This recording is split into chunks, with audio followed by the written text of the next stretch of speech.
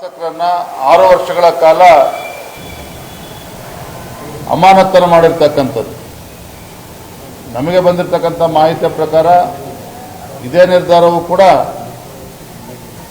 ST. Somashekar ಅವರ ವಿಚಾರದಲ್ಲೂ ಕೂಡ ಈಗಾಗಲೇ ತೀರ್ಮಾನವನ್ನು ತೆಗೆದುಕೊಂಡಿದ್ದಾರೆ. ಆ ಪತ್ರ ಇನ್ನೂ ಕೂಡ ಬಂದಿಲ್ಲ. ಹಾಗಾಗಿ ಎಸ್.ಟಿ. ಸೋಮಶೇಖರ್ ಇನ್ನು ಯಶವಂತಪುರ ವಿಧಾನಸಭಾ ಕ್ಷೇತ್ರದ ಶಾಸಕರು, ಅದೇ ರೀತಿ ಶಿವರಾಮ್ ಹೆಬ್ಬಾರ್ ಇಬ್ಬರು ಬಿಜೆಪಿ ಶಾಸಕರು ಪಕ್ಷ ವಿರೋಧಿ ಚಟುವಟಿಕೆಗಳ ಹಿನ್ನೆಲೆಯಲ್ಲಿ ಅವರ ವಿರುದ್ಧ ಈ ಒಂದು ಶಿಸ್ತು ಕ್ರಮವನ್ನು ಕೈಗೊಂಡಿದ್ದಾರೆ. ಮಾತಾಡುವಾಗ ಮುನಿರತ್ನರವ್ರನ್ನ ಪಾರ್ಟಿಲಿ ಇಟ್ಕೊಂಡಿದ್ದಾರೆ, ಇವರಿಬ್ಬರನ್ನ ಪಾರ್ಟಿಯಿಂದ ತೆಗೆದಾಕಿದ್ದಾರೆ ಅಂತ ಹೇಳಿದ್ದಾರೆ. ಅಂದರೆ ಅವರಿಬ್ಬರು ಮಾಡಿರೋ ಅಪರಾಧ ಏನು? ಸರ್ಕಾರದ ಗುರುತಿಸಿಕೊಂಡಿರೋದೇ ಪಕ್ಷ ವಿರೋಧಿ ಚಟುವಟಿಕೆನ ಮುನಿರತ್ನ ಅವರಿಗಿಂತ ಹಾಸಾಗಿ ನಡ್ಕೊಂಡಿದ್ದಾರೆ.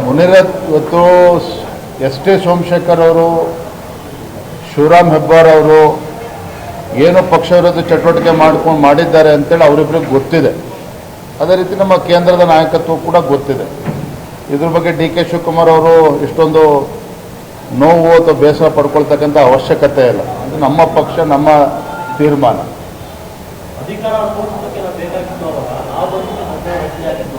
ಯಾರು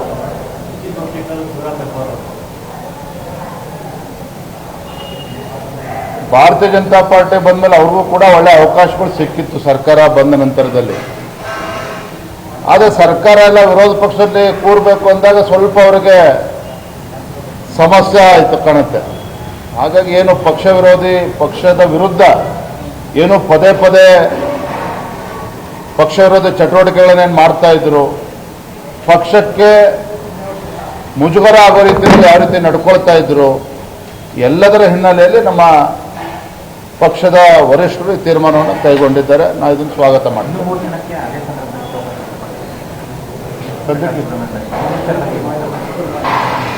ಅವರಿಗೆ ನೋಟಿಸ್ ಕೊಟ್ಟಿದ್ರು, ಅದಕ್ಕೆ ನೋಟಿಸ್ಗೆ ಏನು ಉತ್ತರ ಕೊಟ್ಟಿದ್ದಾರೆ ಅದ್ರ ಬಗ್ಗೆ ನನ್ನ ಹತ್ರ ಮಾಹಿತಿ ಇಲ್ಲ.